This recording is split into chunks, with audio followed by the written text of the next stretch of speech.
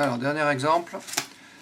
Donc c'est un exercice qui est sur la feuille de TD sur les précipités. Donc on dispose d'une quantité N0 qui vaut 10-3 mol de précipité d'AgCl qui est agité dans un volume de 0,5 litres. Et donc on ajoute sans dilution de l'ammoniac, NH3. Et donc la question c'est quelle quantité d'ammoniac N doit-on ajouter pour que le précipité soit complètement dissous.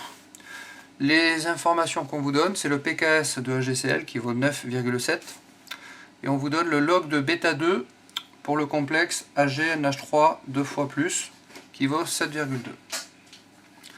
Donc on va écrire les deux réactions qui correspondent aux deux constantes qu'on va nous donner et ensuite on va écrire l'équation qui correspond à ce qu'on nous donne. Donc pareil, je vais réécrire en direct ma démonstration. Donc, les deux réactions qui correspondent aux constantes qu'on me donne. La première, c'est la dissolution de AgCl solide, qui donne les ions Ag+, plus Cl-, avec une constante Ks. Et ensuite, on me donne un bêta 2 pour le complexe AgNH3 2 fois plus. Donc bêta 2, c'est la constante globale de formation qui permet de passer de 0 à 2 ligands directement. Donc c'est Ag+, plus 2NH3 qui donne le complexe AgNH3 2 fois plus. La constante de celui-là, c'est bêta 2.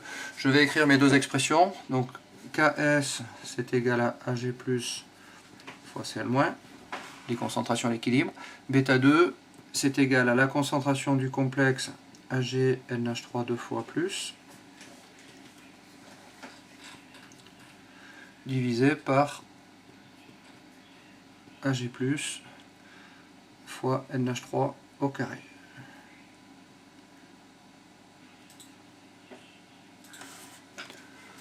Et donc maintenant, on va écrire la réaction qui se passe quand on verse de l'ammoniac dans un bécher qui fait 0,5 litres.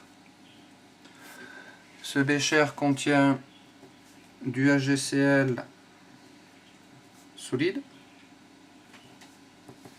donc N0 mol, et on verse dedans de l'ammoniac NH3 N mol sans dilution. L'objectif, c'est de verser de l'ammoniac jusqu'à ce que le précipité d'AgCl soit complètement dissous. Donc on va écrire la réaction qui correspond justement à cette dissolution. Donc, si on veut dissoudre le précipité d'AgCl, ça veut dire que AgCl fait forcément partie des réactifs. Ce AgCl va disparaître si on rajoute de l'ammoniac dans le système, donc NH3 fera partie des réactifs.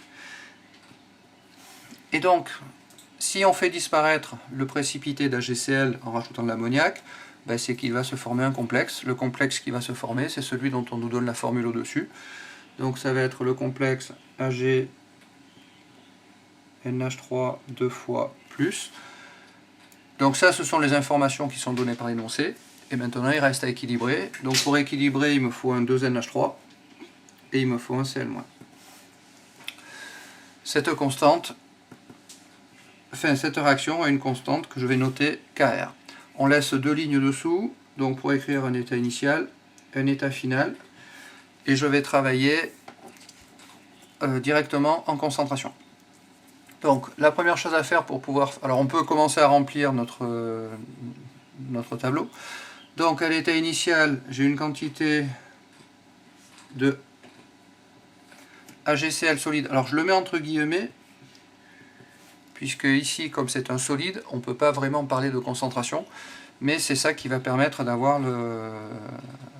de faire le tableau d'avancement avec les moles. L'ammoniac, on nous dit qu'on rajoute une quantité N directement dans le système, donc qui va correspondre à un volume apporté N sur V. La concentration initiale de complexe, c'est 0. La concentration initiale de chlorure, on va dire que c'est à peu près 0. Alors en réalité, ça ne doit pas être exactement 0, puisque si on a un précipité d'AgCl qui est présent dans le système à l'état initial, ce AgCl a dû commencer à se dissocier et à se dissoudre un tout petit peu dans l'eau, avec une constante Ks qui vaut à peu près 10 puissance moins 9,7, donc une réaction quasi nulle. Et donc c'est pour ça que la concentration de chlorure à l'état initial n'est pas réellement égale à 0. Mais on va faire l'approximation qu'elle est à environ égale à 0, donc ultra négligeable devant tout le reste. Pour pouvoir trouver l'état final, on va calculer le Kr, même si ici dans cet exemple-là, en réalité on n'a pas forcément besoin de ça. Alors, plutôt que de mettre l'état final, je vais mettre un état intermédiaire, état T. Donc N0 sur V moins xi V, N sur V moins 2 xi V, et je forme xi V et xi V. Et ensuite, la ligne état final, le vrai état final. Alors, l'énoncé nous dit qu'on veut verser de l'ammoniac jusqu'à ce que le précipité d'AgCl soit complètement dissous. Ça veut dire qu'à la fin, la quantité de AgCl dans le système vaut 0. Exactement 0 et pas epsilon. Puisque s'il restait epsilon, il en resterait un tout petit peu, et ce n'est pas la question. La question, c'est on verse de l'ammoniac jusqu'à ce que le précipité soit complètement dissous. Si lui vaut exactement 0, on en déduit la valeur de xi Vmax, qui est ici. Donc xi Vmax, ça vaut N0 sur V. Et donc à partir de ça, on va remplacer le xi Vmax par N0 sur V, partout ici. Donc je vais avoir un N moins 2N0, le tout sur V. Ici j'ai un N0 sur V. Et là j'ai un N0 sur V. Maintenant pour calculer notre inconnu c'est N, il va falloir calculer la valeur de Kr. Donc pour calculer la valeur de Kr, on va commencer par exprimer l'expression de Kr. Donc notre expression de Kr, c'est le produit des produits sur le produit des réactifs. Donc ça nous fait Ag NH3 2 fois plus fois Cl-, le tout divisé par, alors AgCl c'est un solide, donc 1 fois NH3 au carré.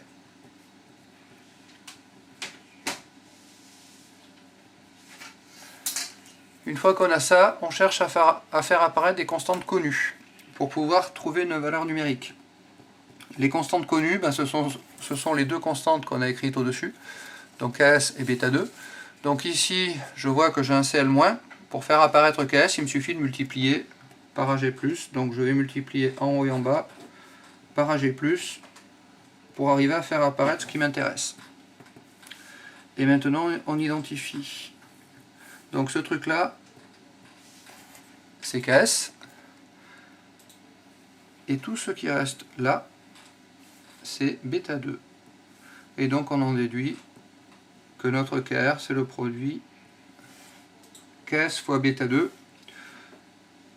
Donc ça nous fait 10 puissance moins 9,7 pour Ks, fois 10 puissance 7,2. Et donc ça nous fait un Kr qui vaut 10 puissance moins 2,5.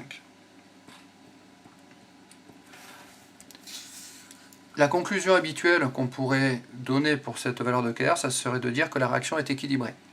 Sauf que ici, on n'est pas dans la même démarche, puisque ici, on nous dit qu'on rajoute de l'ammoniac jusqu'à ce que le précipité soit complètement dissous, c'est-à-dire on rajoute de l'ammoniac pour forcer l'équilibre à se déplacer dans le sens qui nous intéresse, c'est-à-dire la dissolution du précipité.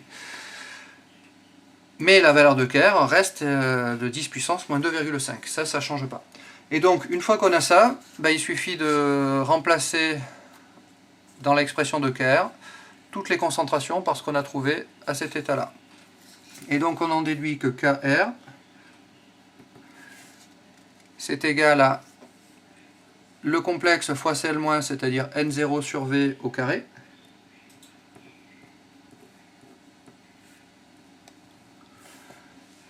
divisé par la concentration de l'ammoniac au carré, donc N moins 2N0 sur V, le tout au carré également, et ce truc là est égal à 10 puissance moins 2,5. On s'aperçoit qu'on peut simplifier par V, et il nous reste on tombe sur une équation dans laquelle il n'y a qu'une inconnue qui est petit n, et donc si on fait l'application numérique, on va trouver que petit n est égal à 1,98 10-2 mol.